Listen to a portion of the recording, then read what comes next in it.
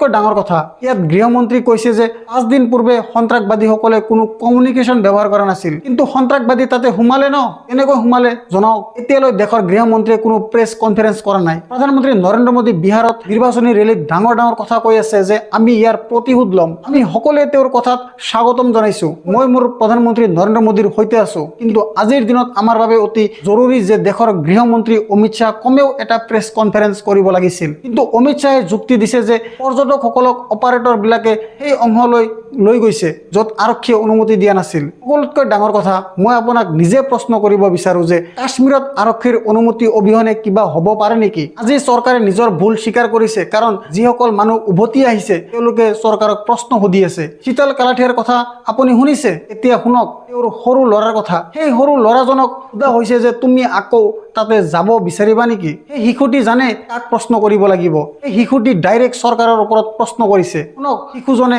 কি কৈছে सरकार तो गई हुई है मतलब इतना बड़ा आतंकवादी का हमला हुआ उनके कुछ पता ही नहीं है इधर पूरी नीचे पूरे